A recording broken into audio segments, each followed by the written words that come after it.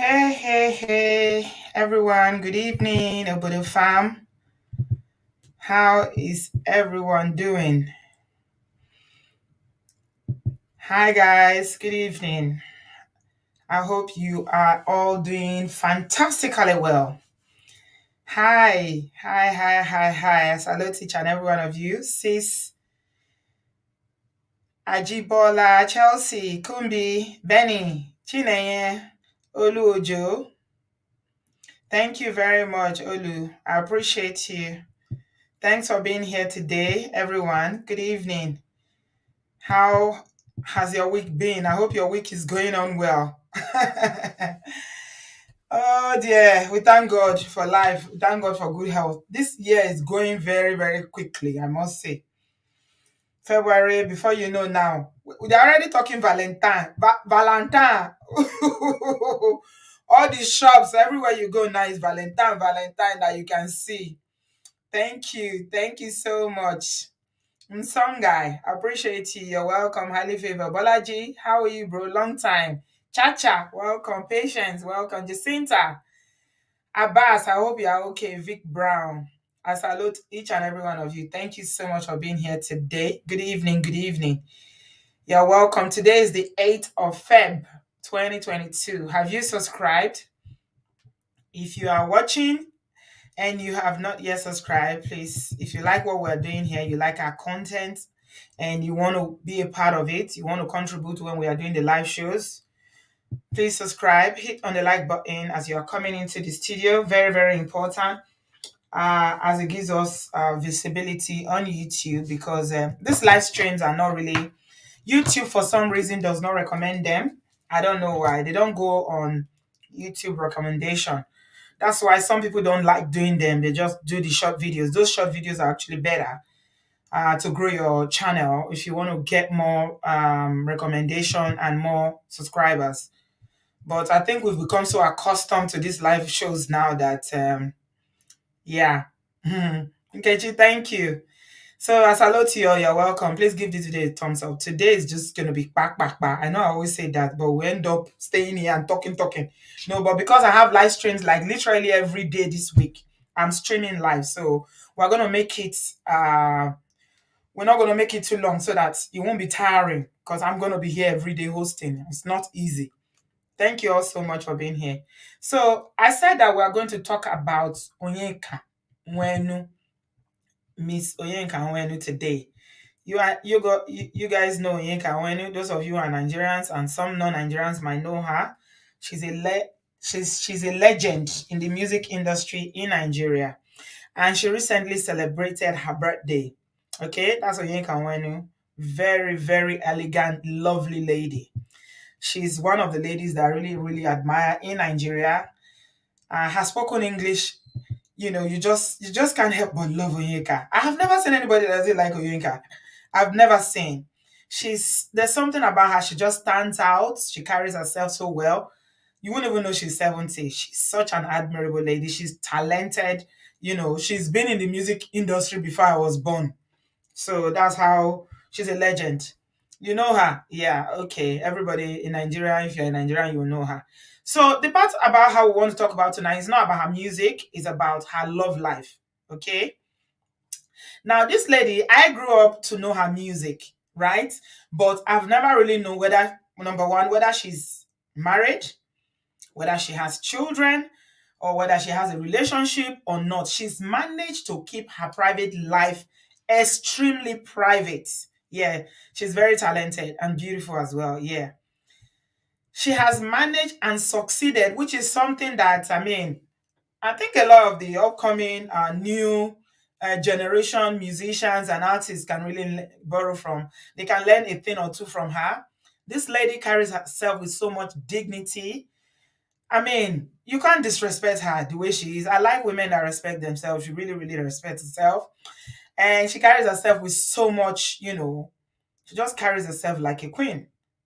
A lot of people say they are queen, but they don't carry themselves like queen. But Onyeka, she's very dignified, very admirable. So I don't know anything about her private life. Nkechi, do you know anything about her private life? I don't think I have ever since I've known there's someone called Onyeka Onwenu, heard her speak or even disclose anything about her private life. As a matter of fact, when I was growing up, she did a music once upon a time with Sunny Ade. How many of you remember that song? I think it was a song about Nigeria. I can't remember. I said I was going to Google it before I came on, but I was rushing. I didn't have time to Google it. And a lot of people were speculating at that point that maybe, she's dating Sunny Ade at that time. You know, yeah, she recently celebrated her 70th birthday. So her private life, she's managed to keep it very, very private. Okay, I got to find out just not too long ago that she has children, grown children, and then just as she celebrated her birthday, wow, she finally opened up about her private life, about her marriage. Oh my God, I could not believe it. Finally, I think there was an interview I listened to her not too long ago where she spoke about, being with a Yoruba man. I don't even know whether she said they were married or something, but now finally she finally spoke about it. Yeah. Yeah, this was Jumoke, you are right. In the 80s when they were singing real meaningful songs, meaningful music, but unfortunately, Nigerian music was not so well known internationally like the way these current artists that we have these days are making. They are making so much money on top of rubbish songs that don't even, most of their lyrics don't even make sense. Somebody will just put a beat together, Don Jazzy will just put a beat together and somebody will just sing one line and, multiply it and they make millions from it. Back then their music was music. It was meaningful music. These were raw talent. They knew how to sing. Most of them knew how to play one musical instrument or the other. They were musicians. When they say musicians, these are the ones who call musicians. They are real artists. Anyway, so recently when she celebrated her birthday, yeah, highly favor. Her ex-husband is Yoruba. I didn't even know she was married. Honestly, this woman, zip. When you hear zip, she just focuses on her work, her music. She was very passionate about Nigeria until very recently when she started advocating for her people and, Biafra and saying how, people from the from the eastern part of Nigeria have not been treated well in Nigeria and all that. I know her for a lot of her advocacy. She truly believes in Nigeria. Then, I don't know about now, but these were the people that were trying, with their music, with their work, to really, really promote Nigeria when we were growing up. So she granted a couple of interviews, and this one we're talking about was with Punch newspaper. Punch newspaper used to be like this newspaper that I don't think they really that hardcore news anymore because they are mostly like a blog these days. Anyway, if you don't know Yinka, let me play a video for you before we talk about that interview. Oh, wonderful. Good looking. She was talking about father generous. Here. Charming. He had charisma. He had serious charisma. He walks into a room, his aura takes over everything. And he was brilliant. He was an intellectual. He was brilliant. He studied Greek and Latin. And he could use about 20 words to describe one thing, and he fires off. And he can talk to 5 people at the same time. He said, that's her father she's talking about. And he was an orator par excellence. You ain't heard nothing until you hear Onyeka Onwenu speak. He had a few. You can tell that she's a daddy's girl, the way she talks about her father. And that's why it's so important if you're a father here, you need to make sure that you're close to your daughters. Make sure that, they are your first love. You see the way she talks about her father affectionately. So you can tell that she had a very good relationship with her dad growing up. And I tell you something, when a little girl has a good relationship with her dad, and her self-esteem is built up with her dad and she's loved and protected.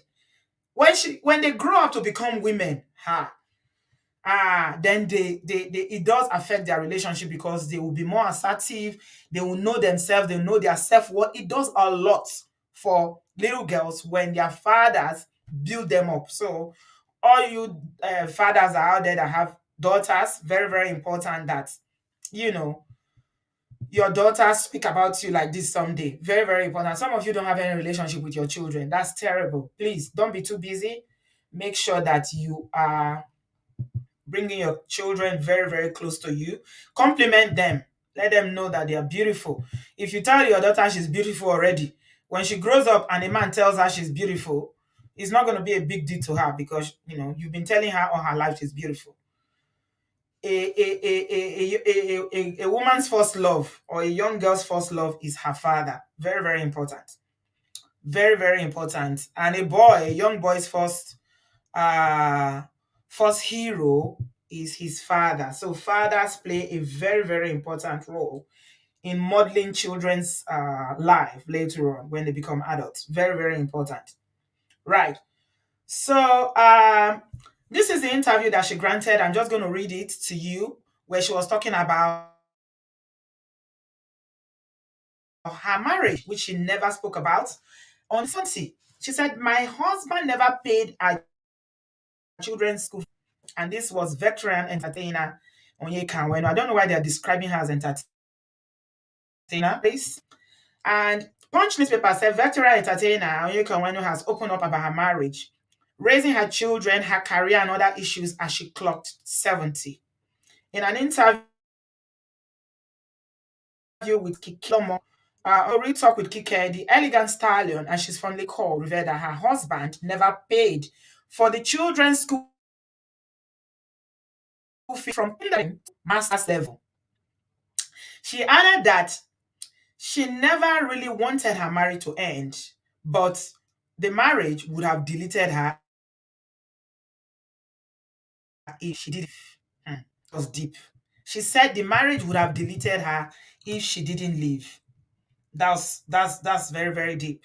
And she said, I really don't want my marriage to end, but I couldn't take it anymore. It could have deleted me. I always say, and that's the truth. And it was not good for the children to live in that kind of environment where the mother is depressed. Another important point. So many depressed mothers raising children who become depressed as well. The mother is carrying the weight of the whole family. Carrying the weight of the whole family. She said, and this is in Nigeria. That's why I was saying the other day that there are women who are actually the ones carrying the weight of the whole family. She said, I raised my children from kindergarten to master's degree. My husband did not pay school fees for one day. He didn't buy clothes. He didn't pay for holidays. Didn't give me housekeeping money. It's hard to believe, but he was kind, nice, and a generous man. So when I was reading the article, I was kind of confused because how do you say somebody is kind and generous when they never gave you money? So I want to believe that his generosity was to the public, because believe you me, there are people like that. At home, they don't give their families anything. They don't give their wives and children anything. But outside, they are Mr. Nice. They give everybody outside. When they go to parties, they spend a lot of money. They throw money around. But at home, they never spend money on their family. So when she's saying that he was a generous man, I'm trying to reconcile generosity to someone who never even who never even contributed financially to his own children. But she said he was also generous occasionally. He would do something for you that would make you go, wow. But basically, there was control. Okay? She said there was control. And this is an artist. And I want to assume that the kind of job that she had all her life, she doesn't need that kind of control. And she said, if you don't do things the way he wanted, well, it's not gonna help you. I'm not gonna give you money. Okay, so money was a tool of control. That's what she was saying. And I will say this to Nigerian women, and I'll say this to Nigerians. Any man who has children, has a father, and decide not to take care of them, you will have to answer to God. Wow. It's not only God alone, no. These days, you answer to those children when they grow up. Now, those days, you dey wait for God. These days, the judgment starts from this earth before you even face God. So she continued and said, this means irresponsible, wicked, even to your own children.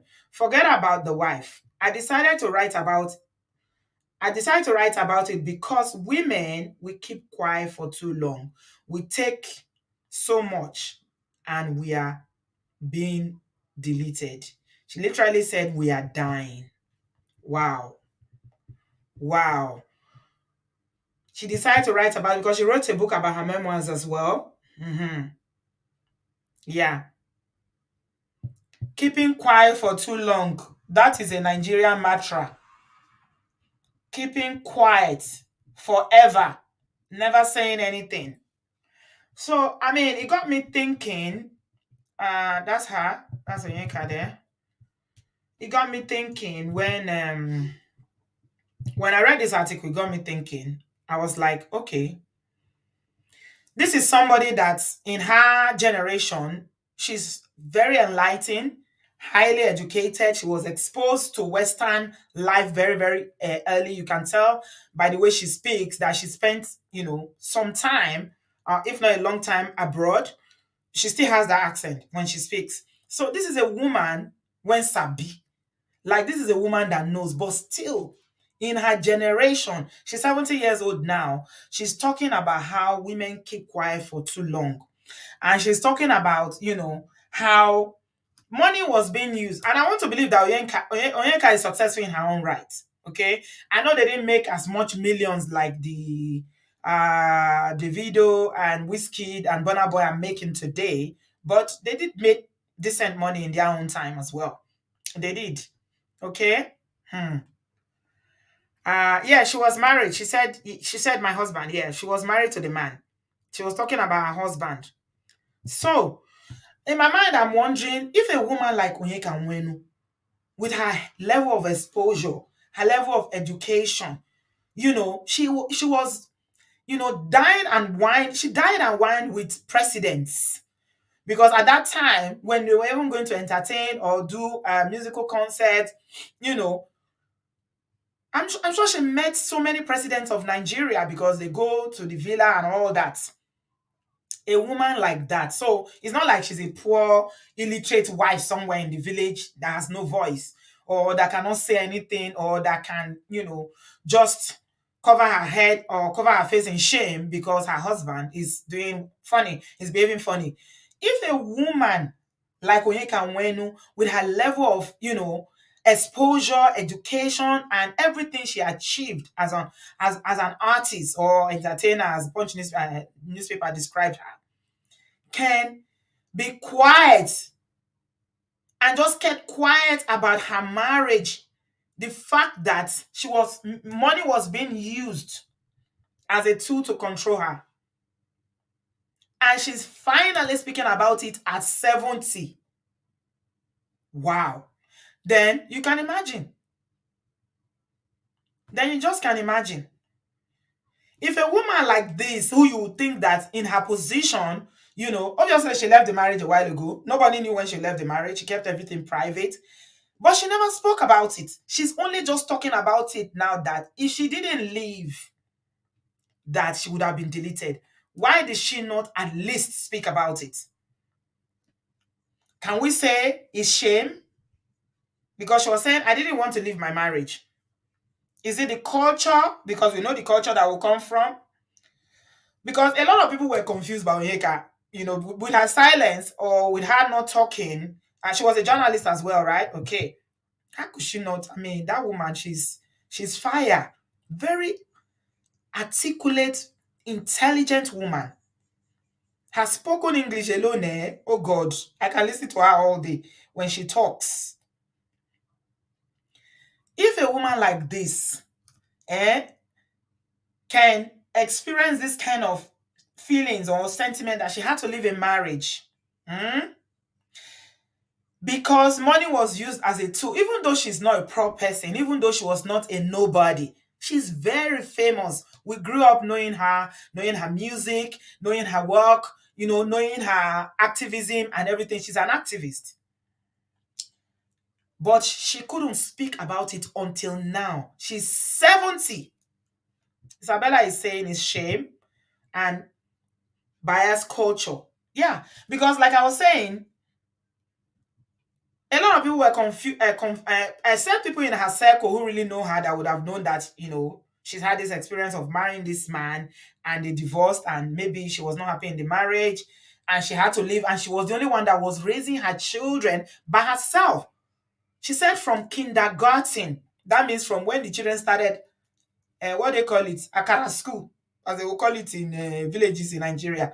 By the time the children started Akara school, she was the one that was responsible for everything till the children finished primary, secondary, first level, what they call it, first degree, second degree, single-handedly raising these children and have a father.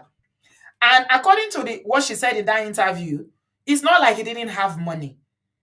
She was saying that the money was used as a control, as a tool, as a control, tool. So if he wants you to do something, you don't do it. Let's take for instance, and I'm just making assumptions here regarding this example I'm giving. She's an artist. For instance, she has a show. She needs to travel from, let's say, Lagos to Port Harcourt, and the husband doesn't want her to go. You are supposed to submit to your husband, right? If he doesn't want you to go for whatever reason, you are not supposed to go. Okay? So that means, what I can infer from what she was saying is that if she decides to go, then if he was going to give her money, he won't give her. Control means that if you don't listen to me and do as I say, then I'm going to withhold this from you. It's a sort of abuse. You understand? It's a sort of abuse that people use to manipulate people, to bend them. And that's why when we talk about women back home in Nigeria that remain in, very abusive marriages, the reason why they cannot leave is because they don't have the power, to leave when it comes to their finances. Maybe they are depending. Cheap power said my father was controlling. Okay. That means if they are, for instance, if you are depending on a man, for, you know, food money, maybe children's school fees, you don't have enough money, or maybe your job is not bringing enough money, you have a business or you work in civil service and you cannot afford it, then you cannot just do shakara and say I'm leaving, because if you leave, where are you going to start from? Hmm? Hmm. So, Adana, what did you say? You said that as an Igbo woman, probably advised by others to be silent and keep everything going in her home private. Yes, there's a lot of things, but you see the problem, and that's why I like this generation so much. You see the problem of that generation and the secrecy around abusive behavior is that it didn't give people who are not as empowered as them the voice to speak. Okay? Someone like Onyeka Onwenu, for instance, and I'm not blaming her for not speaking out. At the end of the day, we are product of our environment, we are product of our culture and tradition and all that. And people can also make, decisions to keep whatever is happening to them private because she's a celebrity. Remember, she's a public figure. And I'm sure the man is a top shot somewhere in Nigeria. And she doesn't want any embarrassment for herself and her children. So if she decides to keep it private, that's her choice. But the point is that a woman of her caliber, right, of her standing in society, could not speak about what she was going through openly. She couldn't talk about it. She said she was carrying the weight of the whole family. The man was never there. She was the one that did everything. She said, I didn't want to become that depressed woman. Let's talk about that depression for a minute, my people. That depression is real. So many people are depressed, they don't even know they are depressed. They don't know. They are depressed, they don't even know they are depressed. They are out there, and the children will suffer because when you have young children, whatever you are going through, you transfer it. Energy, the reaction.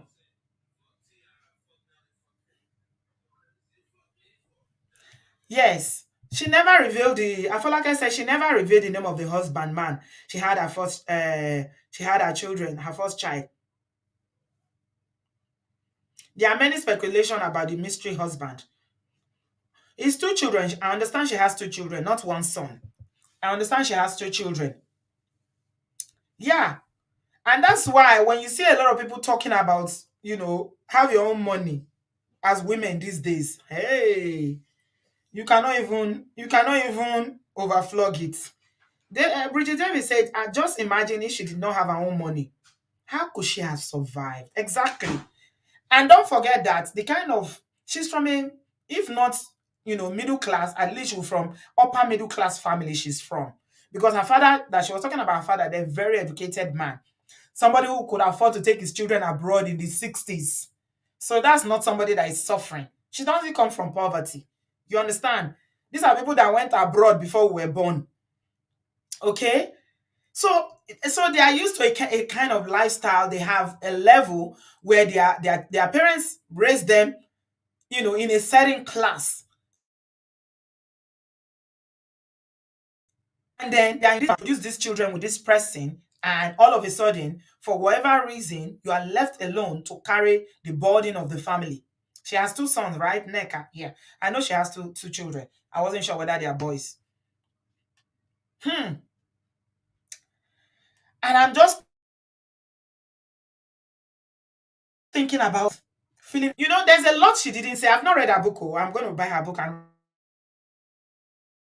read it. There's a lot she did say in that insult. She said, if I didn't leave, I would have been deleted. For somebody to say that I would have been deleted, that's to tell you that there wasn't it. Somebody said that Alaji is a Yoruba Alaji. I thought he's proud. Did you manage to know that he's an Alaji? She said he's a Yoruba man, but people still know. My goodness. Thank you so much, Sue. I appreciate you.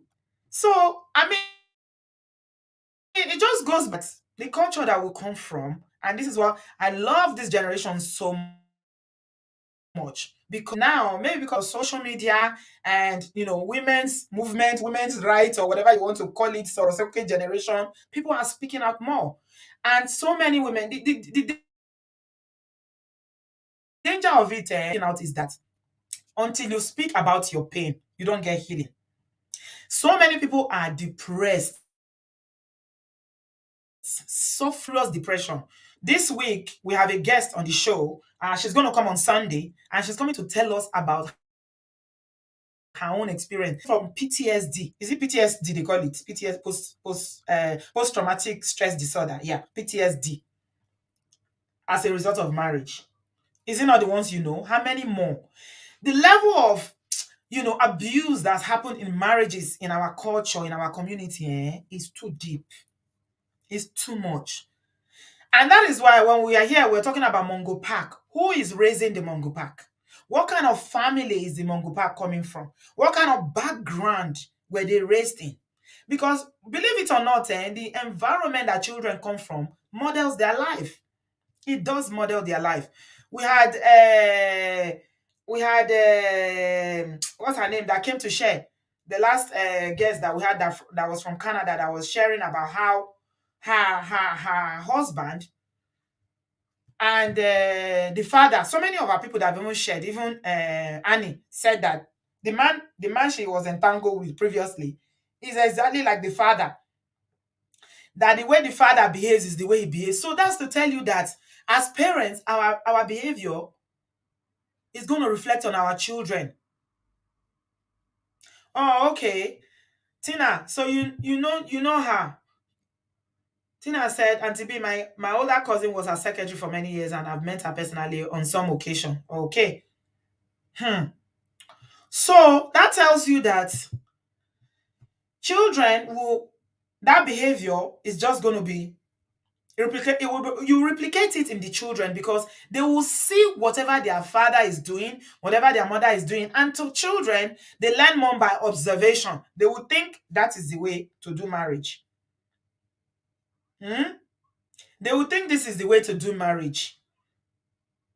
So this African stallion said, I don't want this.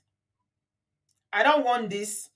I don't want to be a depressed woman that will be raising broken children. Because at the end of the day, when you are depressed as a woman, and women are the primary caregiver in the home, when you have children, sometimes men, but very rarely, on the whole, largely is women are the primary caregiver to children. So if a woman is unhappy and she's depressed, trust me, she's not going to be raising healthy children.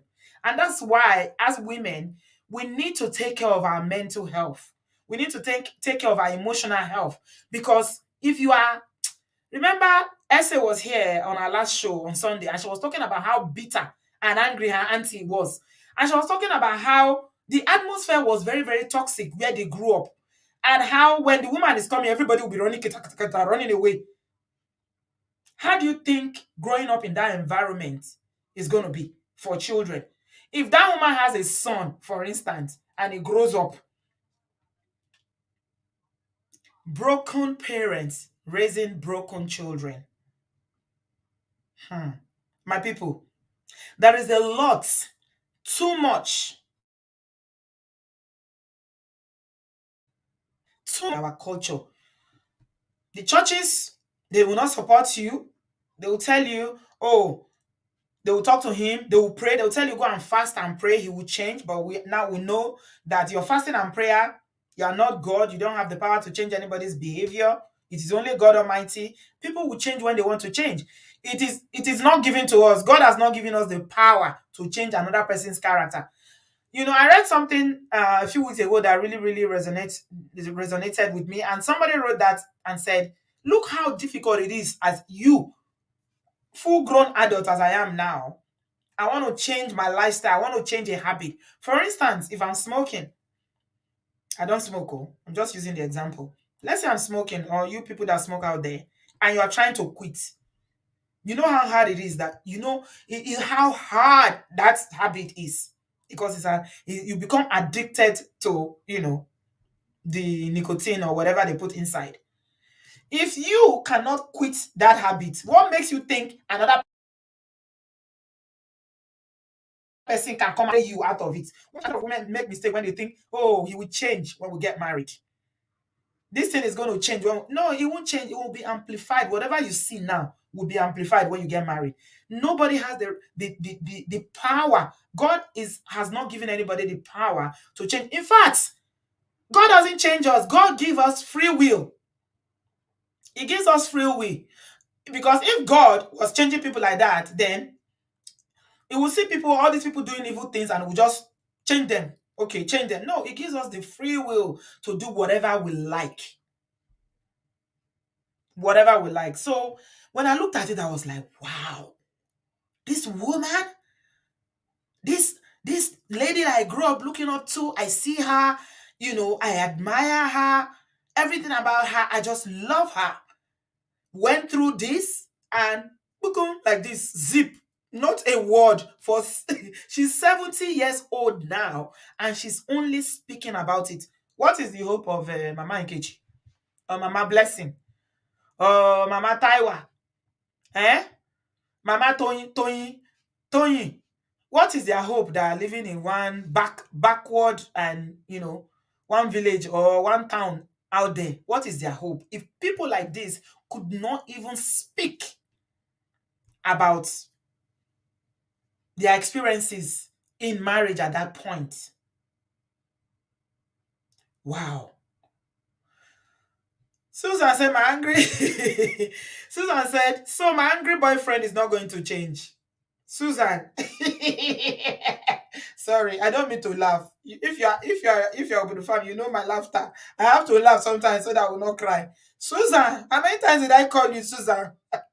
Your angry boyfriend is not going to change. Sorry, my darling. Okay? It's going to get worse. You have no power to change him. You can't pray him to change.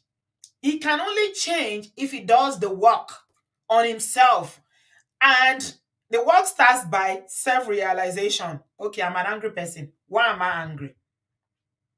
Then, when you acknowledge that you are angry, you have issues with your temperament, you have anger management issues. What do I do about it? So, getting to the source of the anger,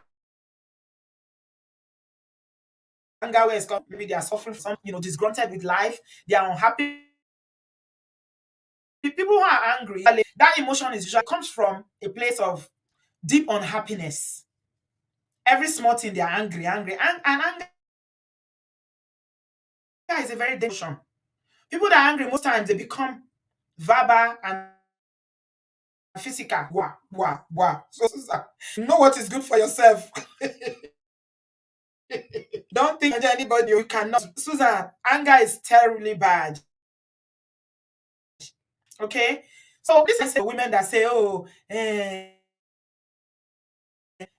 go back. Have issues with your husband that made you to leave. Or a man that has issues with the wife and left. And they are thinking of going back. And when they contact me and ask them, okay, it's your situation, it's your life. You are the one that knows what you are going through. Now you've been separated because it's changed. What work have you done in the process that will make the other person to change? Because we just assume that when we leave and we come back, things are going to fix themselves. People need to do the work. So, for instance, Susan's boyfriend and issues speaking on you, but we are just using it because you brought it up now. You might learn something tonight. If somebody has anger issues, recognize, because it's another thing, and it's one thing for someone to have issues, it's another thing for them to acknowledge that they have that issue. Some people don't, they are not self-aware. They say me, not me, oh, it's you that is the problem. It's you that is the problem. So for instance, if your boyfriend has anger issues and they don't agree that they have anger issues, then how are you going to deal with it? You can't change him. They need to accept, first of all, that okay, I have this anger issue. Where is it coming from? And that comes from self-reflection. Maybe something that happened to him a while ago. Maybe he's not happy where he is in life. Maybe he's not doing as well as he thought he was going to be doing at this stage. Obodoyibo is dealing with a lot of people, my people. Obodoyibo life is dealing with a lot of people. People have expectations.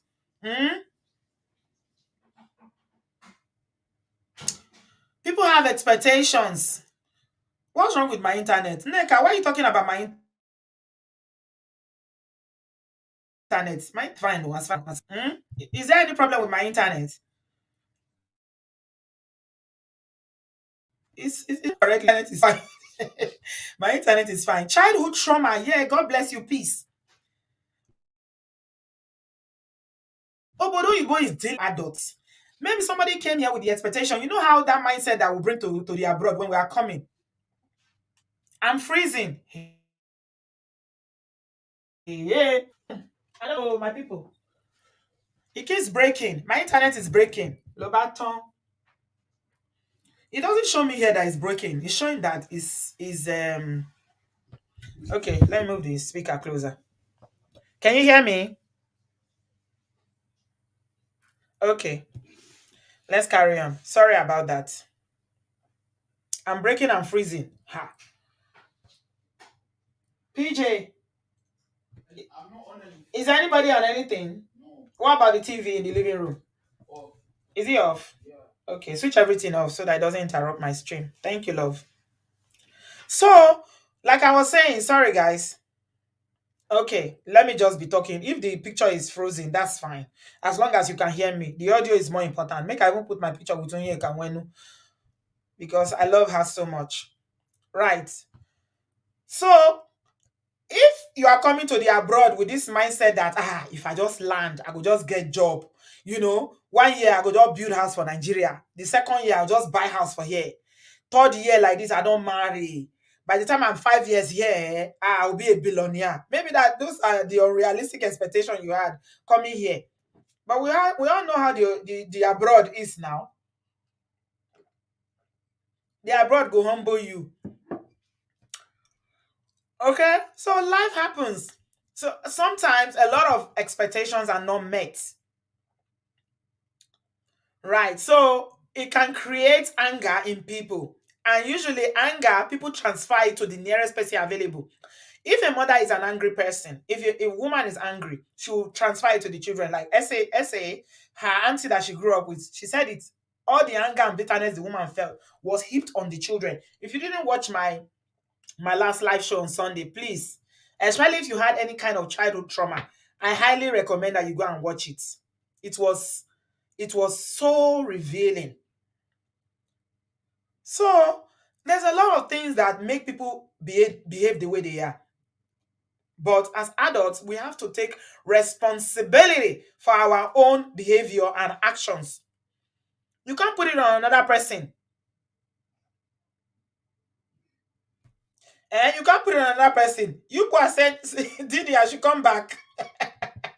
I wanted to put picture as you said I'm freezing. If I put picture now, you won't know whether it's freezing again. Since this internet has decided to be disgracing itself, I keep calling the providers. I'm going to have to change it. So this woman, this amazing Nigerian woman, had to end a marriage because she was married to a man I would describe as irresponsible. It was irresponsible. If you are not irresponsible as a man, this is Nigeria. We're not talking of obodooyibo, because you know the dynamics of marriages in obodooyibo is different. Okay, even if you are paying school fees, it might be that the man is paying for a huge house that you have and is using money within the family. But this is Nigeria, and you don't know how your children went to school from kindergarten to master's level.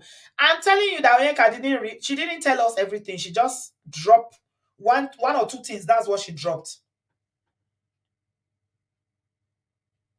Esther, you are here. Okay. Esther is saying that you can only help a person change if the person is willing to open up to you and also willing to change. Amen. That's it. So a man that, like the man she married, this Alaji that people say is Alaji, Alaji usually have plenty wives. Imagine not being responsible. You don't even respect this kind of woman that a lot of people admire, a lot of people love and admire because she's so talented. You decide to leave her to be raising children alone. Ah, oh my show. Wow. It just makes me weak that some men say that they try, oh. Eh? Yeah. Yeah. Jayola said Onyeka Onwenu is a cultural icon, and the fact that she don't speak out is another revelation. Hmm. For the need for us to change our mindset and stop feeling marriage is a do or die affair thing. Thank God. Yeah. You raise a very good point there, Jayola. Yeah. The fact that she did not speak out tells you that, because this what's her name, this actress said it the other day when she was celebrating her 50th birthday. Was this Shafi Bello said that she was ashamed. She didn't want people to know. It's still a thing today, whether you believe it or not. No matter how you feel like women are so emancipated now, women, we feel like, equality, the bridge or the gap between equality is now getting closer, and our voices are finally being heard. In Africa, it's still a big deal. No woman is proud of living a marriage. Even the ones that live under the worst circumstances, like the ones that come to share on this platform, that is either they leave or they will be deleted because of what they've been through. They will still have moments of reflection and say, oh, now me, my marriage no can work. Because if it's back home in Africa, you have somebody that will use it to insult you. Believe it or not, marriage is an achievement back home in Nigeria. And that is why when we're talking about Nigerian men and Nigerian women the other day, I was just laughing. The way Nigeria holds marriage, I've not seen any other African country that holds marriage that high. In East Africa, when I went and we're talking about it, they were telling me that marriage is not such a big deal over there. For women especially, whether they marry or not, nobody really cares. Like in Niger, you be in Niger. Once you are 26 going 27, people will start asking questions. When you go bring husband come now? Now wow, which day now? Who be your boyfriend? And which day you go call us now? We go buy a be too. Which day we go get? Even your own parents. I did a video when I was talking about the pressure my mom put me. Go and bring your husband. Go and bring your husband. Go and bring. The pressure is so much. And that's why a lot of people make mistakes because of the pressure. Forget about what you are saying on social media. You will see a very successful woman. She's done everything. She's gone to school. She's got the education. She's got a good job. She's making her own money. She has her own house. If she no get husband, it go be like say she commits offense. It go be like say she sin. Your fellow woman with her, Ajibola, she's in Nigeria, so she tell us fellow women will stigmatize you, old and young. They say this woman when no get husband, now they talk to me, and then people will begin to say all sorts of derogatory things about you. People feel like they have the right to insult you. I hear that even in a place like Lagos, you cannot rent a house if you are not married. The landlord will tell you, go and bring your husband. In this 2022, you have a job, you are earning money. But if you go and bring, even if the man is jobless because he's a man and he's wearing trouser, and you that the woman that you have the money, is him that they will face and say, hey, you have a husband now. Some ladies in Lagos on social media have been crying out that they have to go and bring their brothers or in-laws, the ones that don't have brothers, go and bring their sister's husband to stand for them. That's the pressure of marriage. A woman like Onyeka couldn't open up her mouth to talk about what she went through in her marriage. And that makes me think this culture is so toxic, my people. I love our people. I love our tradition, but there are so many things that are fundamentally wrong that we need to unlearn about our culture. And that's why a lot of women will stay. Even if they're about to be deleted, they will still stay because, now me won't come out for husband house. I beg go. They'll be thinking about it. What will people say? Hey, my church, oh, hey, oh, it's me, that pastor who used to preach on Sunday, oh, this, oh, that, oh. This is a woman that has her money. She's successful. She's well known. She's an iconic person in Nigeria. If Nigeria was a country that recognizes people, Onyeka should have like by now she should have like a title. All these what do they call those titles they give away that all those military people used to give to their cronies up and down. She should have a title like that by now. I'm even shocked that she doesn't have it. So these are the issues. I'm sharing my link. Like I said, we're not staying long. So we're going to just get into it. 3 minutes. When you come in, just tell us where you're calling in from and give us your opinion in 3 minutes. I'm timing people. So let's get on. Amma, you are first. Good evening. Welcome, my darling. Auntie B, Alright. how are you, ma'am? I'm good, thank you. What do you have to say? Okay. Auntie B, the last time we had a conversation, I shared my story partly. Auntie Susan, I've been Auntie Susu, I go call you now. Who be The red Susan? flag, the Susan that you were talking about before, I'll talk about mommy Onyeka Onwenu that said angry boyfriend. Oh, okay, Susan, okay, this is okay. a red Susan. flag, oh, Susan. This is a sister talking to his sister. This is the red flag. Anger no dey pass, anger no get level, oh. Anger na anger. Leave. Leave. Yes, there are men who can be angry, but once it's becoming too frequent, my dear, run. That's the only thing. Then to listen that, to get to understand that Mommy Onyeka Onwenu, that's what I call her though, went Mm-hmm. through all this. Is Mm. heartbreaking. Mm-hmm. That's to let you know that nobody is above abuse, no Hmm. matter your status. As powerful or as popular as that woman is, imagine how long it took her to speak. It must have been eating her a long time. Mm-hmm. Mm-hmm. So women, empower yourself. See, Auntie B, all this thing boils down to women empowerment. What do I mean by women empowerment? I not say may you go join one club, Mm. club of societal club. No, what I mean here is this: if not school you want go. If you want to go have a business, you want to be an entrepreneur, put your eyes in it. Don't begin to think that without a man you can't do anything. No, without a man you can do a lot. There are widows there. They were once married and they are single now. There are people who are doing better than men. If you actually look at it, statistics is saying that women are even flying more than the men are flying. So all in this is, let's all sisters, women, mothers, because it's what you take in your marriage, you will pass on to your children unknowingly.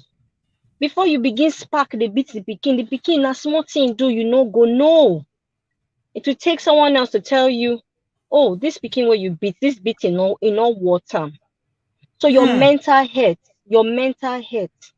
is very important. I know what it did to me. I had to work on my mental health. Your mental health is first. Abuse will destroy you mentally. You not go even know say you did destroyed. It go take people to tell you, say, come, you dey vex unnecessarily. You You go dey just the act vex. weird. Anything you go just the vex. Mama, no be joke. Oh. For no reason like this, you go just blow. Wetin make you blow, you no go even know. So let's all understand that, okay? And I wish everybody well. I wish you well in your marriage. And if you're a single sister, don't be pressured. Just go through it, and the time will come. Have a lovely day, Auntie B. Thank you so much, sweet Amma. Lovely, lovely call. I like it. She just stick with the time, gave us her points, and it was solid. Thank you so much. Delicious, you are next. Just unmute yourself, please. Delicious, you are muted. Okay, I'm gonna move to Rao because you still on you still muted, so I can't hear you. So maybe we'll come back to you when you unmute yourself. Rao, you're next. Hello. Hello, Auntie Hi, B. how are you? Happy New Happy Year, New my Year. Happy New Year. darling. I was going to say, I was not sure if I had I was called I you this was week. going to look for you. That what happened to my darling Where has Rao? I'm she not saying been? Rao, Rao, Rao, Rao. I know I've been so busy. Are I've you been I've been okay? I've been watching. Yes, I am. Thank God. I've been watching the replay Playback, of yeah. the playback of the shows. Okay, all right. So I was just going to contribute very quickly to today's show. I was going to say, first of all, we need to recognize that what Onyeka did during her time was a different generation. So it was a different time and a different generation. Mm, So the idea of having to leave, honestly, I really have to give it to her. I think I have a huge amount of respect for her because what she did during her time, I'm going to put her in the category of my mother or our mothers, because my mom is in her late 60s now, so they're probably in the same generation. What a lot of them in that generation could not do. And I tell you, Auntie B, a lot of our mothers, were living in toxicity. A lot of them had very toxic marriage, and that in turn left us broken. We were traumatized over and over and over again.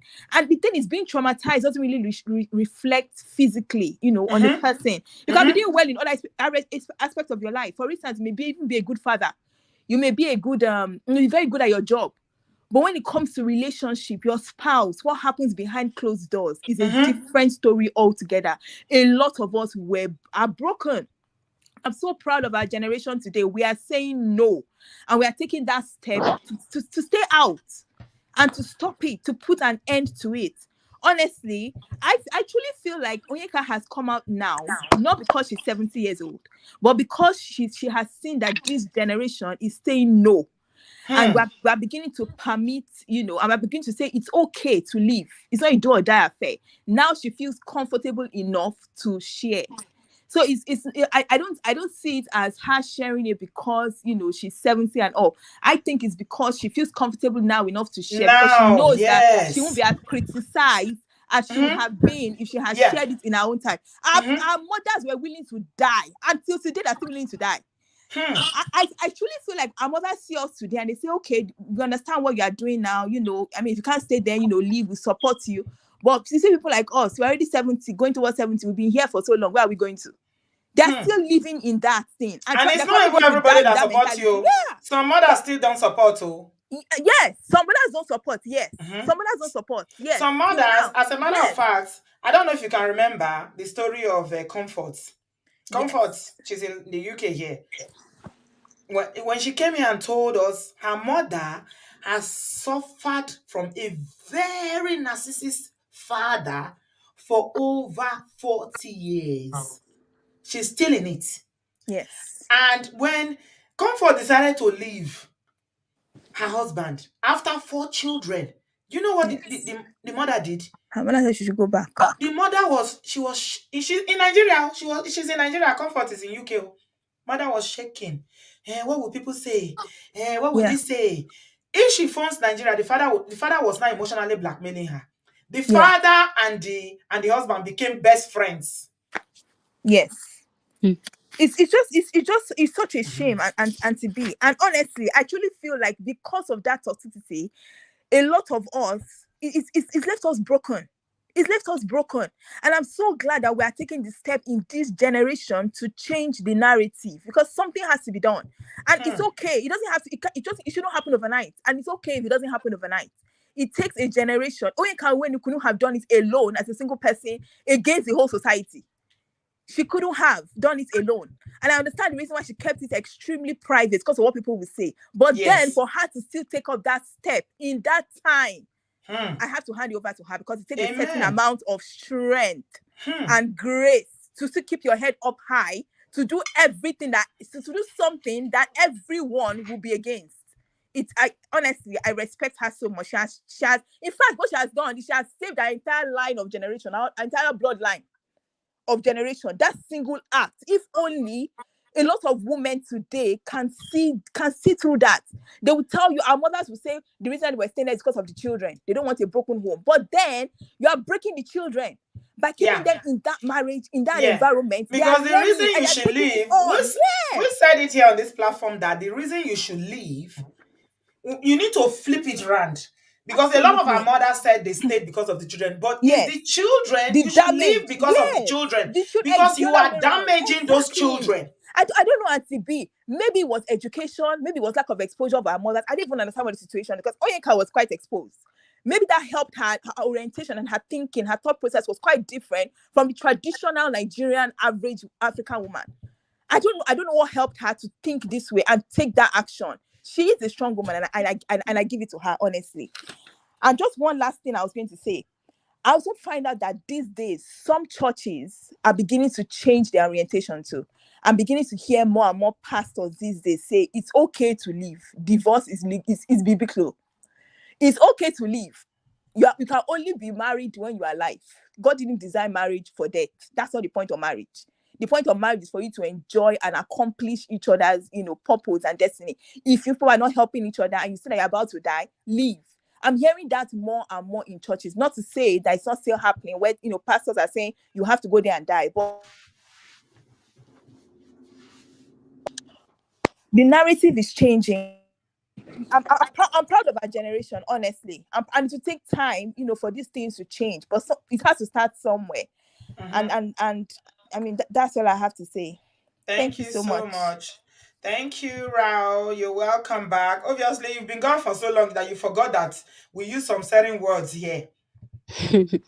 We use delete here because you've been gone for so long. But I welcome you back. Thank you, my darling. Okay. Delicious Kitchen. I can hear you giggling there now. Yes, I'm back. I'm here. I'm here. You're welcome. Bridget David, Kate, QT. All your connections are not good, my people. Reconnect, please. Okay. Go on, my darling. Oh, well, thank you so much for today's show. And also on Sunday show, I couldn't join in because I was busy. But Mm. anyways, talking of today, right? There was a part that you read where she said a father that does not take care of their children will have to answer to God. Well, I think that part is just like, how African everything they said they leave it to God, like all that stuff. The Mm-hmm. good thing is thank God for the abroad. You don't really have to leave that to God. You have to just give it to the government. The government will make you to take care of your children unless the mother did not tell the government that you are around. But that does not have to live with God for you to take care of your children. Yeah, and talking a little bit story of the father not taking care of the children. When I was a little girl, I always thought that my father loved me so much. My father was like the best thing. But then looking back now, he took care of everyone else's children, sent them to school. He was this loving guy. Mm. He never paid for his children. He never did anything for his children. Everyone praised my father. He was like, even the time he passed away, everybody coming saying good things about him. But we, his children, we have nothing to say Hmm. because he did nothing for us. He didn't put us to school. He didn't do Mm-hmm. anything. Mm-hmm. And the sad part about it is because is my father was married to three wives. Mm-hmm. And are you Kenyan or where are you from again? I'm Delicious. I'm Liberian. Liberian, yeah. And I Yeah, remember you. I know you are, yeah. yeah, because you shared with us before here. Yeah. So with all this, most African parents like doing this lady on generation time, most of those mothers they were the one doing everything because you cannot come out and say, "Oh, I'm the one taking care of the home." Like you have to give it all to your husband. You have to you just have to show to people your husband is doing everything for you. Meanwhile, he's doing nothing. Like he doesn't even care if the children are eating, if they're wearing clothes. The mom will have to basically sell akara, sell whatever that they can sell to bring money into the home. And this husband will be making all the money out there and just showing up to the general public what a good guy he is. So now today's generation, most women they're not really taking those things anymore. That's why they look at many women that, oh, you can actually keep a home, you can be this, you can be that. But who cares nowadays? Nobody cares. Mm. Most women don't really care. Mm. Hmm. Wow. So I'll just give other people a chance to contribute to the show. Thank you Yeah. so much. I Thank you, appreciate my your darling time. Delicious. Appreciate your call. Thank you so much. We talked about how a lot of men from your country who are suffering from PTSD as a result of, the war that happened in Liberia for so long as well. I remember we talked about that when you came and shared about how, a lot of men were so broken, completely broken. Unfortunately, I don't know if the government even took that into consideration regarding what the men went through, because a lot of them, some were in action, some experienced it, some grew up in it, and you know what that can do to a man. So it's rather unfortunate. You see, a lot of Africans, oh my God, a lot of us, male and female people, let's just say people, a lot of us we have so much trauma. We are the ones that have the trauma most, but we are the least to get help. We are the least to talk about it. We are in denial about it. Always in denial about it, because people will say, it's you that, because people are not self-reflective. They always think the other person is the problem. The other person is the problem. So, I mean, it's a very, very massive problem, my people. Mm. Doris, you're welcome. Good evening, Auntie You, B. I can hear you, my darling. Welcome. Where are you joining us from? I'm joining from Germany. Okay, what do you have to say, Doris? Yeah, I just want to say, although I came in late, but I feel like I know the story and I want to share a bit of my mom's story with the audience. Okay, go ahead quickly, please. So I feel like why our mothers tend to stay in Mm, abusive or not to do so when marriages. mm, Sometimes it's because of the way they were raised. For instance, my mom was packaged like she was married and sent over to my father. That was how they got married. They started living according to the story they gave us. I'm going to be so fast because of other people that want to call it. mm-hmm, So when my mom got to my dad's house, my dad wanted her to become a tailor as at that time, mm-hmm, because my most eldest sister is 55. So you should know how old my mom will be by now. So my mom told my dad, no, I don't want to be a tailor. I like sports. It's either you allow me to do sports or I go and be doing petty business. mm-hmm, So my dad said, no, you will not do sports. You have to go and do petty. You have to go and do that tailoring I want you to do. So my mom said no, she would not do it. And she never did up until These days, she never did. So she was doing all these petty selling things in the market. Like if you're from Nigeria, you know when our mothers go to shade and sell things. So Mm. that was how my father literally abandoned us for my mom. Like we were together in the household, Hmm. but my dad did not spend a dime on any of us. But Hmm. he can go outside and do for outside people. Like when he passed, so many people were singing his praises, and but we had nothing good to say about him Hmm. because he made sure my mom suffered. He would not give my mom feeding money simply because my mom refused to be a tailor. Like until his death, up until his death last year, he did not forgive Just me. because He of did Taylor not, or no Taylor.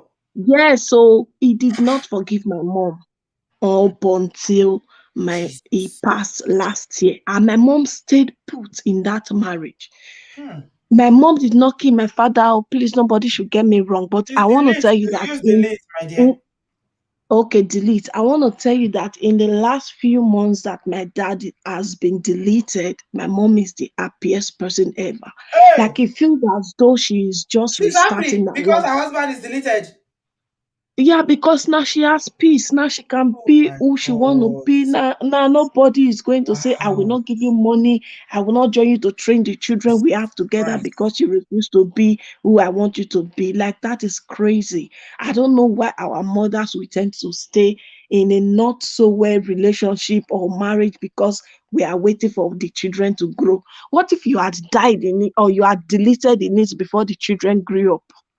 Hmm. But thankfully, now he is gone, and my mom is now living well. She feels a Wow. lot more better and relieved. Yeah. Wow. So I just thought to share so that What was your my dad tears doing? can be Yeah, free. Doris. Your dad, what was his own job? Or what was his He occupation? he was working in the construction, was working with Julius Berger, all these people that build road and constructions in Nigeria and all of that. That was Hmm. what he was doing until 2017, one of the truck had an accident, and since then he was sick. And my mom would be the one to pack poo poo, clean poo poo, feed him in the mat, do everything until he finally passed. And So he now my never mom paid is your just fees, he never trained you because no. your mom didn't do the occupation she wanted for your mom. Yes, it's just like he wanted to punish her for being stubborn, for being disobedient. Jesus. Wow. So I don't know if it relates to what's on ground, but I've just been Yeah. wanting a Yeah, no, it platform relates. to. It does. It does. I've Because just we are been talking wanting about a control. platform to relieve myself because some people see me, they're like, you Hmm. feel so free, like you did not cry, you are not sad, your dad deleted. I don't Hmm. understand. I should be Hmm. happy that my mom is in a better place now. Please don't get me wrong. He has lived his life. He can go and rest. Now let my mother live her own life. Hmm. Thank you so much for giving me this platform to air my Thank you, mind. Like Doris. Thank I feel a you. lot better saying it here. Yeah, I don't Bele, care what anybody Bele. thinks. It is well with you. I'm weak. I'm just Thank you weak so because much, Auntie for B.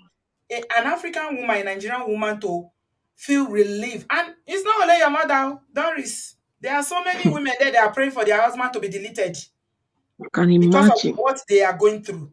So you saying it, I know this is relief for you, but you are Yeah, you are just echoing what a lot of people are going through. Thank you so much, my thank you darling. so much, Auntie It is B. well with you. Bye. Oh. Hi, Chineke, na God.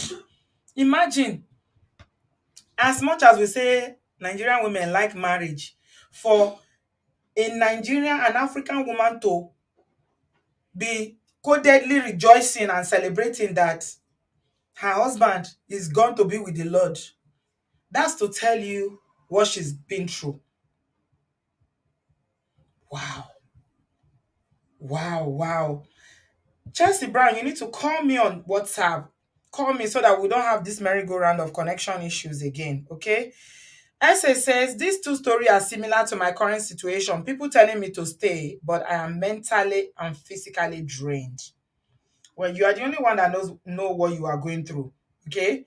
Nobody can tell you more about your situation than yourself. So you are the only one that know what you are going through. My goodness. That call made me cold a little bit. I felt a little bit of chill. Wow. That's to tell you for the children to even experience it. Ah, my goodness. For the children to even experience it like this, imagine what their mother experienced. My goodness.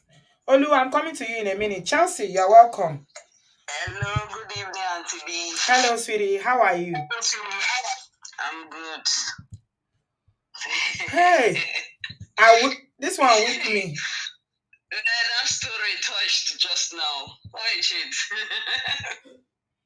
Auntie B, this issue is the reality on ground in almost every home in Nigeria. Almost every home, polygamy, all this abuse, emotional abuse, or they give the all of them now our reality. This Onyeka Onwenu, it not surprised me. When I saw it, I was not surprised because because in Nigeria, women are not abused according to status. According to in Nigeria, Nigeria own is women. Whether you are in a rich home or in a poor home, you will get it. Because our society demands that woman should be in husband's house. So the husband is the king. Whatever he say, she must do. If he say he doesn't, even if he have 4 wives or 3 wives, if he say is the last wife that is his favorite, he will abandon the other 3 and their children. They will fend for themselves, but they are still in that marriage. They won't go. I have it in my family. I saw it firsthand happening in my family. So this is the reality of almost everybody. Even if it's not happening to you direct, it can be happening to in your uncle's house or in your auntie's house. You will witness it. So this thing is, I don't blame her. For now that she's coming out, yes, it's the right time to come out, because then, according to what she said, I met this man, this Muslim man, I fell in love with him in 1984. You can imagine what was happening in 1984 then. Gosh. You have to respect the man. And the man is definitely, the way she talked about the man, he might be one of those big men too, or politician. Yes. Who knows? Yes. So,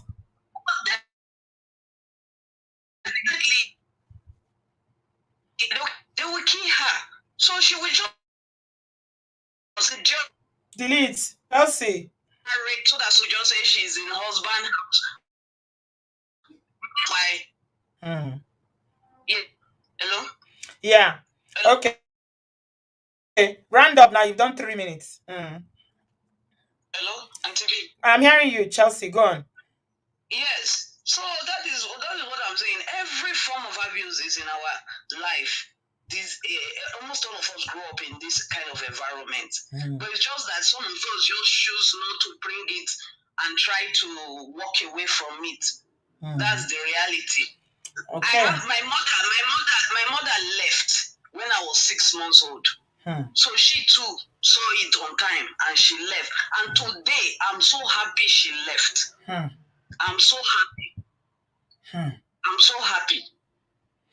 So thank you for the opportunity. Thank you, my darling Chelsea. I appreciate your call. Now, wow. We need to do better. There's so much unlearning that we need to do to make sure that we are actively changing these stories for the next generation. Because we cannot continue like this. Hey, it's too much. Honestly, Olu, please unmute yourself, dear. Thank you. Olu, can you hear me? Yes, I can hear you, Auntie B. Can you hear me now? Okay, go ahead. All right, you're welcome.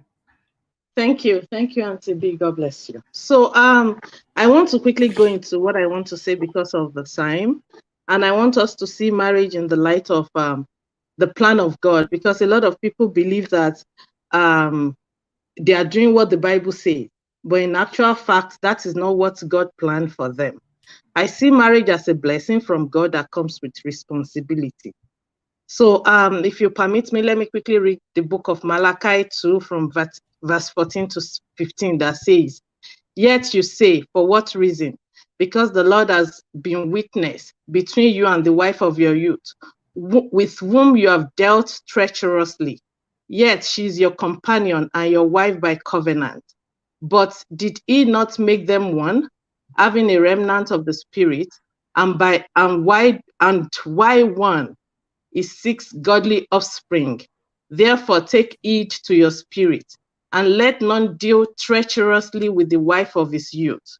This is God telling the Israelites to deal well with their wife and not cheat on them, because cheating is not part of the plan of God when he created marriage.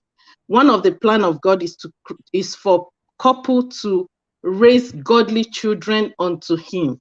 So if you're in a marriage that the environment is not conducive for raising godly children, then know that you're not doing the will of God and excuse yourself out of that marriage.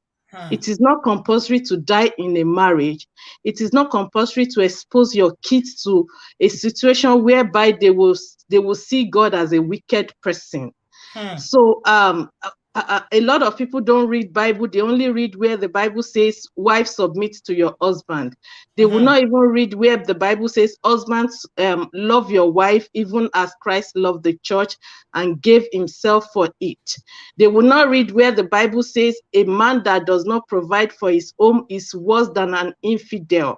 So these are the things that we need to start putting out there for people to know, that when God created marriage, he has a plan. And that plan is for two people to work together as one, not one person working as a tyrant or as a boss, and then the other person working as a slave. So if the environment is not good enough the way God has planned it, you are permitted to walk away. You are permitted to walk away. You are not permitted to stay and be enduring. You can go away and be praying for your spouse from wherever you are. You are not supposed to be in that environment and think that you will pray to make things change. No, you can walk away and be praying from afar. And when it comes to realization, you can now come back together again when you are sure that he has come to realize that he is doing a bad thing. So that is what I want to bring out. I want to put out there, that people should stop thinking that God has created marriage for a man to be a tyrant and then a woman to be a slave. It is a union of two people that comes together to fulfill the purpose of God. And one of the purpose of that marriage is to raise a godly children unto God. So if you are not raising a godly children, if your You are not husband is fulfilling the plans beating of you, God. that is not a good environment to raise a godly children. If a wife is not listening to the husband, that is not a good environment to raise godly children. The two of them must work together as partners to raise godly children. And if that is not happening, then you are permitted to walk away with your children to go and raise them in a way that it will please God. Thank you Thank once you again, so Auntie much. B. God Thank you, bless you. Olu. Appreciate your call. Thank you so much. So that was very, very profound. Speaking from a scriptural point of view, thank you so much. Appreciate that. Yeah. Oh Jesus. So I've been pinning this comment because I want to read it out. I don't want to lose it. Kate, your connection is not good. And Bridget, you guys have tried twice. It's still not good. Go out and try again. Let me see if I can connect you. Otherwise, call me on WhatsApp. Benny said, in all of Africa, Miss B, in my country, they have a union called Happy Widows. You can tell by its title that it's strictly for those whose hobbies are deleted. Is heartbreaking or heartbroken. Wow, that is scary. So they even form an association. Where are you from, please? What country are you from? I would like to know. Put it in the comment section. Tell me the country that you are from, that they have an association of happy widows. I've never ever heard that before in my life. Krista said, my father took a visit to Africa. My mom made him breakfast that morning before he traveled. He divorced her in Africa after 32 years of marriage without her knowing it. Today, she's not the same. Wow. I'm really, really sorry about that. That's really, really heartbreaking, Krista. Anna, you are welcome. Yeah, Lady V, how are you? I'm good, thank you. What do you have to say, and where are you joining us from? I'm joining you guys from Malabo in Equatorial Guinea. Equatorial Guinea, you're welcome. Yeah. Yeah. Can you put your Mm-hmm. YouTube off so that it doesn't Yeah. echo? What? Mute your YouTube, my sister. Mute your Uh, YouTube so it doesn't echo the sound. okay, I've It's done. on. Yes, I've done Mhm. that already. Okay, all right, go on, my Yes, sister. I keep seeing the way women keep having issues in marriage, and of course, the stigmatization that is always the woman's fault, except the woman comes out to tell her own story. You understand? Mm-hmm. But I've been an advocate for parents to train their sons, because in as much as mothers are doing a great job with their daughters, like telling their daughters marriage is good, which of course I can tell you, if you are very lucky to get married to a very good man, marriage is a bed of roses. Of course, it has its minor challenges, but still, you now discover that, of course, they are like a regular daily life challenges, but you guys will get over it. But Mm-hmm. when it comes to a situation where it's unbearable again, it's so heartbreaking. Hmm. It's so heartbreaking. I'm telling you. So the question is that, are mothers really talking to their sons? Because we are in a new generation now. Like maybe I try to tag you on Instagram because I'm doing this parenting styles for parents, because if you look at our nature, the way the world is going, women are getting so busy, so involved in economic activities that they hardly have time for their children. Hmm. So I don't want to imagine what will happen with the children of the generation, of this generation's women. I don't want to imagine, because they really Mm-hmm. don't have time to talk to these boys, to tell them, look, oh, it's actually not good. You can't try to intimidate your younger sister in the house, because that's where the trouble starts. Mm-hmm. That's where the problem starts. The problem, these are boys that men that when they were boys, they exhibited the attitude and the family just felt it's okay, whereas it's actually not okay. Mm-hmm. You understand? So it's heartbreaking. It's heartbreaking. So each time I keep talking to parents about parenting style, what you have to tell your child, whether it's a boy or it's a girl, it's not okay for a boy to raise his hands on his sister, because that's Mm-hmm. where the beating starts. That's where the beating starts. But for me, because I just want to allow other people to share their view. Mm-hmm. Um, in as much as, like, for my dad, my late dad, because he passed like 15 years, going to 16 years now. In as much as he had his own issues with my mom, he was still a father. He was Mm-hmm. still that father that you can trust, that father would not even allow the things that he did to my mom for someone Mm-hmm. to do it to his own child. Yeah. So you see, it's just a matter. I tell people marriage is like a gift.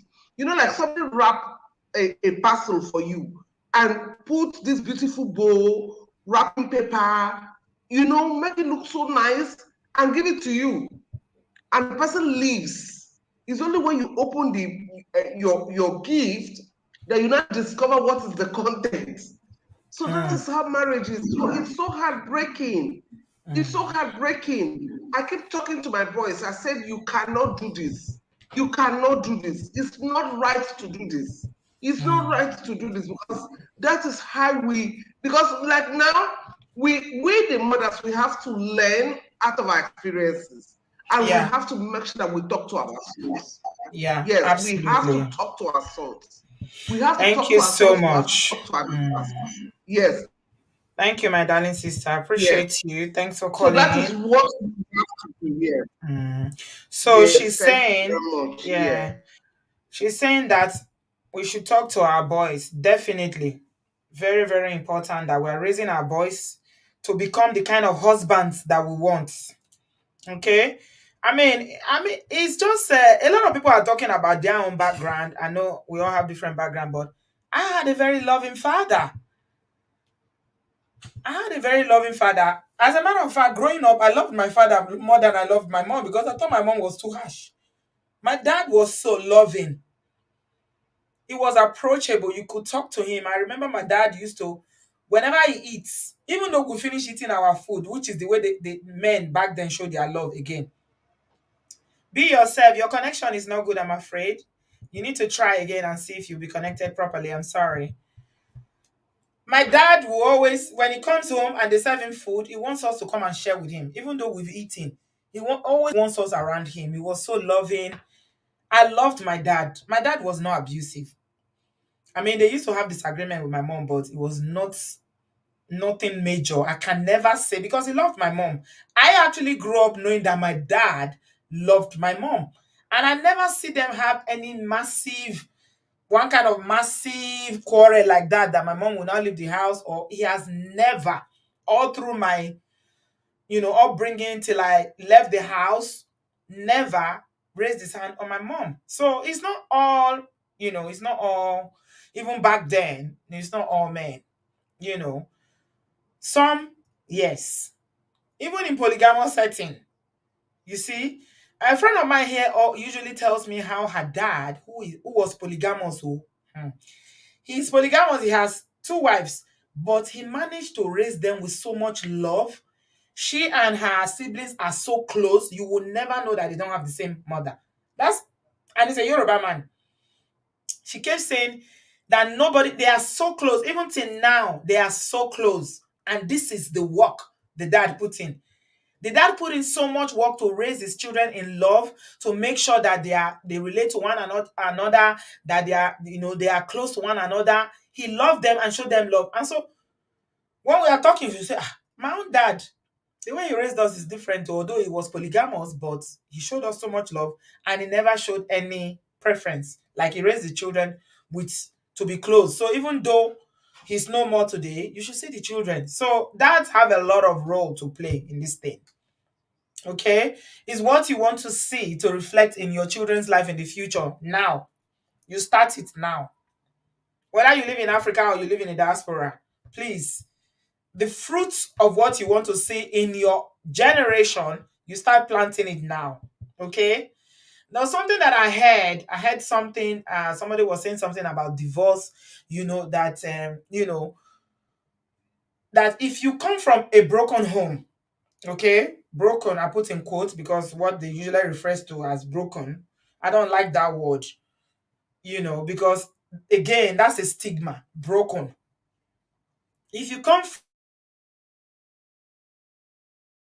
from a family that, and the man was saying that it means that you have a lot of work to do in choosing who you are going to marry so that it will not replicate. So that you will not be doing the same thing. There are fantastic brothers out there who say, this is what I saw growing up. And I have promised myself, I'm not going to be like this. I'm going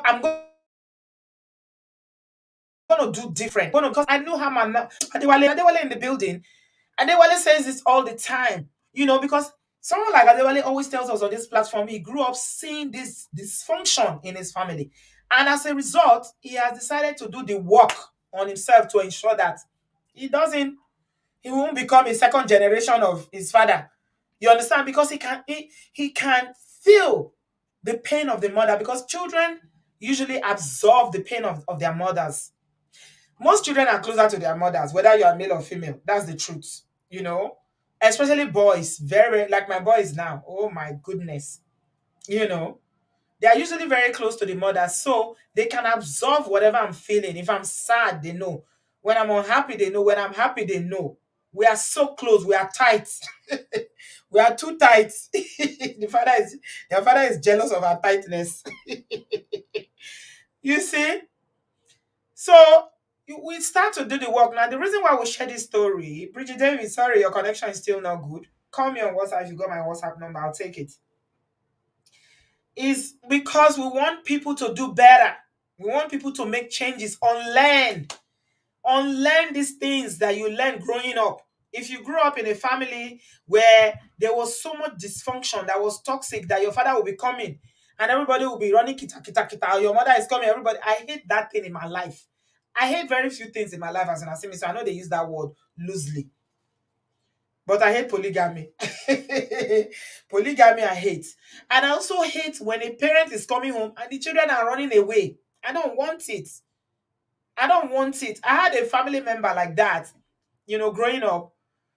And this man was feared.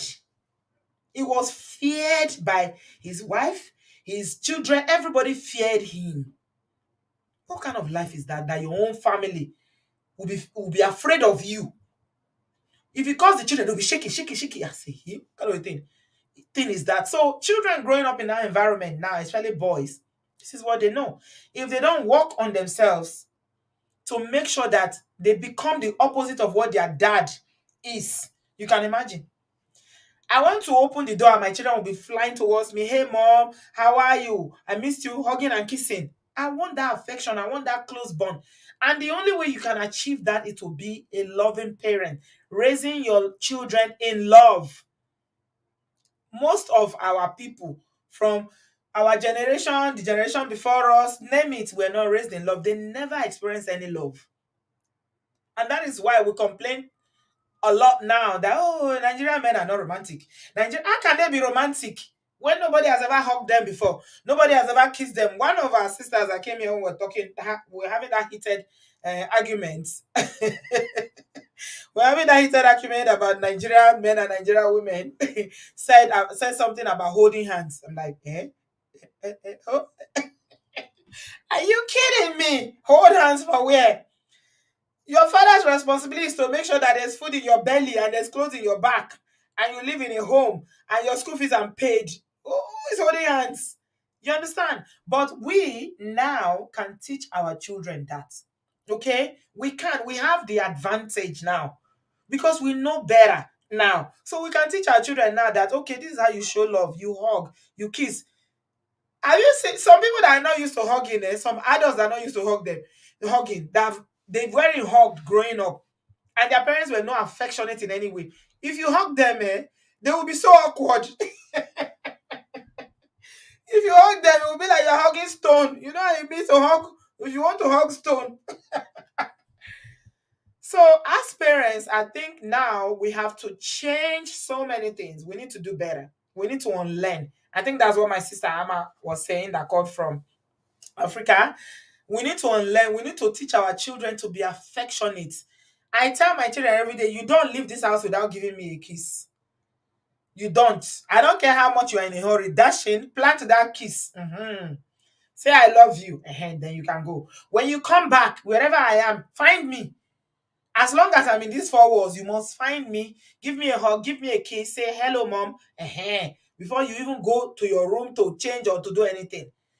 I'm already teaching them. I'm modeling a behavior with them. I'm modeling that behavior. So when they grow up now, to hug and kiss is not a problem because we are kissing already. We are holding hands. We are doing everything. You understand? So these are the things that we actively have to be doing now to unlearn the things and change so that the generation after us will not be behaving like that. They will not be emotionally challenged. Okay? Somebody say my laugh should be a ringtone. Me, I like to laugh. Oh, I can't keep myself. What can I do? I can't keep myself. Mary Joy said my laugh should be a ringtone. I like to laugh. Oh, what the person go do now? So, my people, see, because I am a woman, I know what it means to love. I know what affection means to a woman. I'm teaching my sons to be affectionate so that when they grow up, they are not emotionally challenged that they cannot express themselves. They cannot say, I love you. They are so used to saying it that when we call, for instance, I told you there is the one that always now. He called me today from school. Hi, mom, because he knows I'm working from home. Hello, mom. What is it? And for him to call me, he needs something. He's calling me on video, not children. He's calling me on video. What do you want? Ma'am, can you get to the bathroom? I said, what is it? I want to check if my brush or my comb, I left it at home or I took it to school. I said, that's why you called me, to check whether your brush is at home or in school. I'm working. Bye-bye. Oh, it's going to take 5 minutes. But, I try to make it in a way that whenever, even when we converse on the telephone, it always ends with, I love you, I love you. His friends are always teasing him. Whenever I call him and I say, I love you, I will hear his friends teasing him. But I make him say it back. Even when it's awkward, you know how teenagers are, they will be teasing him. He will say it back. He's so used to doing it now that, when he grows up to become an adult, it's easy. So these are the things that we're talking about. It's very, very important that we learn and unlearn. Huntsman, you're welcome. Good evening. Good evening, brother. How about you? Yeah, very well, thank you. Can you speak a bit louder so that we go hear you? Yeah, can you hear me loudly, clear now? Okay, that's better. Yeah. Mm-hmm. Our own. We thank God that our own is divorce. I think it's few that ends with buying a how you see Yes, deleting. deleting. Yes, Mm. my sister for paya. You know where be paya. If we say paya, No, where big buyer? you don't know where I don't know. Where big buyer? you don't know where be paya. No, where be that? Na Spain now, Spain. Oh, Espania. Now you dey call Panya. Na paya. Yeah. Now Nigeria they call am Panya.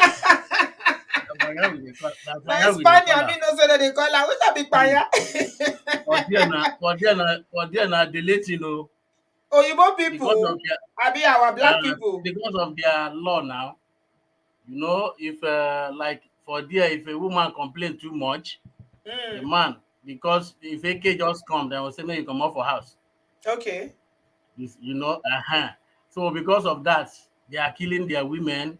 Women are killing men. I'm Deleting. telling you, today is eight. Deleting. If you Huntsmen. call somebody, if you call somebody in that place, they will tell you from January till now. They will tell you how many people now They don't don't delete. delete. Really? Mm. It dey happen like that for So Espania as our well. own, we thank God that it's not be small thing, Hmm. Mm-hmm. Now be say DV issues So go we thank plenty God for that there where now. Abi? hey, hmm, it's not be small thing. But as we always say now, people should look carefully before going into marriage. It's not easy for two people to live. Two people who are they don't even know themselves. Maybe during courtship or all those things. It's not easy. But the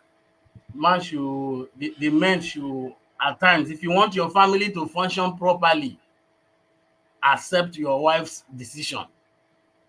You understand me? This is, okay, Bakasi still says okay, Bakasi said today also. Yes, you Huntsman, have why to you gonna accept. talk like this now? Why you gonna talk like Ah, this? Say accept your wife decision. Why you dey talk like this now? I know you. This is not coming from your mind. This one not come from your mind. This one you talk so. no, Talk true. because I listened to okay, Bakasi today. Uh-huh. He was saying that people laugh at him because he answers to his wife. He does everything his wife asks him to do. So what people don't know is that he's peaceful. Understand me? But if you want to start arguing with your woman, that this is where the problem comes from. So what she say, you agree, huh? Peace will be at home. What is bringing all this thing is I don't want to agree with you. You don't want to agree with me, huh? So So okay, uh, Bakasi change your mind today now. Huntsman. yes, what you said, I actually reason it is true. Ha. because Because before for this platform, it's we dey hear you talk, you know the reason like this. So you know see how influencers they help people. So you just drop this nugget today, na wisdom. And the thing you just reason and say na true. Oh. Wow. Happy wife, happy life. if you want to live your life peacefully, you must at least uh help out. You know, that is what I have to say. Thank you. Thank you very much. Thank you. I appreciate your call. Wow. It's true. I'm not going to say listen. I mean, listen, but you know me saying that one person can't get the power. Okay? Because that again will be against what we are advocating for. It's about, you know, I the thought say I don't like partnership, but when I come reason now, I see why Oyibo they use that word partnership for their marriages. Because if you be partners with somebody, it means something. But you know, for our culture, especially as Christians, we no fit do partnership because we still believe, say, the man is head of the family. That's for Christians, oh, which is okay for those who believe in that, those who are Christians like me. All right, because this is what the Bible teaches us. But in that relationship of even the man being the head of the family, the man being the king of his family, the man being the head, it doesn't still make the woman, less relevant. Okay, so it's very, very important that we listen to one another. Ade says compromise is good in relationship, but better if both parties can learn to negotiate in love. Both parties in the relationship need to be heard and valued. Absolutely. Me, I feel like the major problem that we have as Africans is lack of communication. We not sabi communicate. A lot of people they talk, but they not sabi listen. And listening is an active part of communication. You know, if you talk, say that you're a good communicator when you don't even know how to listen. Because somebody go say, okay, he go they tell you, okay, this thing and you they do where they pay me. When you they do this thing, they pay me, not do it again. You go say, okay, I don't hear, I don't hear, I don't hear. Just to shut the person up. Tomorrow you go do them again. That means you never listened. So very, very important that we're able to communicate. Because some of these things, when we voice them out, it go help. Okay, so I'm running up now. It's still shocking. I'm glad that she finally spoke up openly. I'm sure the people in her life and her circle already knows. But Onyeka Onwenu being able to articulate this at this stage in her life at 70 to say, this is what my marriage was. This is how I felt. I had to leave. I didn't want to leave my marriage, she said, but I had to leave because carrying the weight of the whole family. The man I married was using money to control me as a control tool. If I don't do whatever he likes, he will not give me money. And I'm the one that had to educate my children. I paid for everything. Hmm. It's good that she's saying it because these things need to be heard. When a woman like that speaks, people will listen because of who she is. They respect her. Listen. And what she was saying about answering to God, let me tell you something. As a parent, and I'm going, you know, we are doing live every day throughout this week. If you are a parent and you don't take care of your children, you're not only accountable to God, you're not only accountable to God. Of course, you're accountable to God, but you are also accountable. You're also accountable to your children because the children of these days. Now, somebody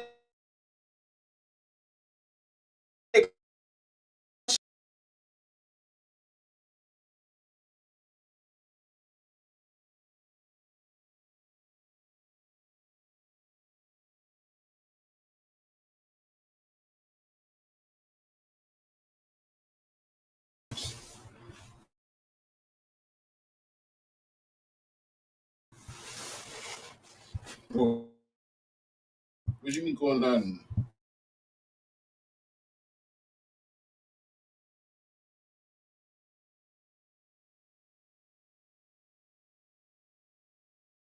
I mean, don't fix me. In summary, things that we need to unlearn. If you are a parent, do better. You have a responsibility to your child, whether you like it or not, whether you are daddy or mommy. They didn't ask to be brought to this world. Okay. I had a very interesting conversation with my son the other day when he was telling me that it is my responsibility to give him money to buy expensive things. It was a very, very interesting conversation. You will laugh for grand. I said, no, my responsibility is not to give you expensive things so that you have clothes, you have food, I educate you, house you, but not expensive things. But I mean, generally speaking,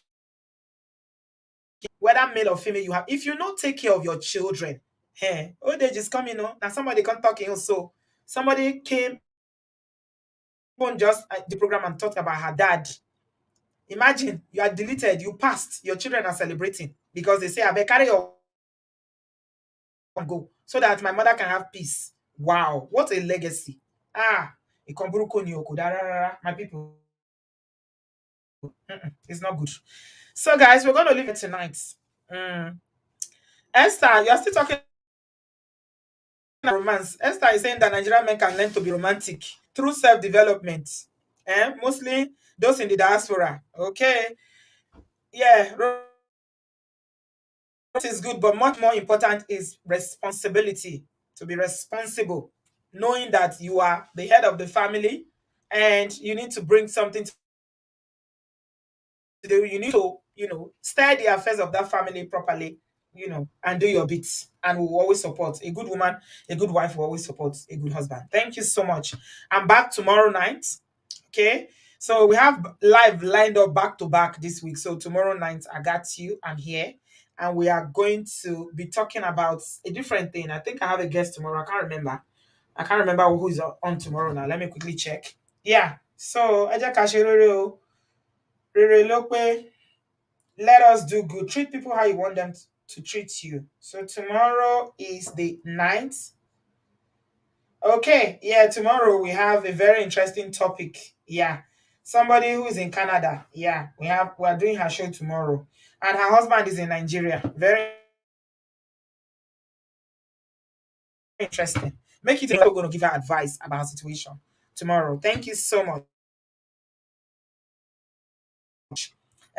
Jokes Babe said my before he doesn't listen to me, but now after 25 years, he has realized that if he truly wants to live long and peaceful, he has to listen to me now. He listens. Yeah, it's the way they were raised, orientation, go easy. I used to listen to women, but now we know better. Women actually want a lot of the best for her family. She wants the best for her husband. Thank you, Amoyeskan. I love you, Lois. Please give this video. I'll see you tomorrow in another live show. Thank you all. Give this video a thumbs up. Listen to Brother Hank. Brother Hank said today, he said today the coin finally dropped. And before I love to the buying of books for public schools, thank you all so much to still contribute. I appreciate you. Thank you for every dollar, every pound, every naira you sent to us buying those books. SA is absolutely grateful. She is so grateful. Thank you. Thank you so much. You are saving a life out there. My fam, I can't love you guys less. You are amazing. God bless you. From the pocket that you brought out, whatever you contributed, the Lord will reward you. He will increase you. He will multiply you. You have sowed, and the seed that you have sowed will multiply 1,000-fold. Thank you so much. I'll see you tomorrow night. Have a good evening. I love you. Have a good afternoon if you live in the Americas. And give this video a thumbs up. Bye, guys. Bye.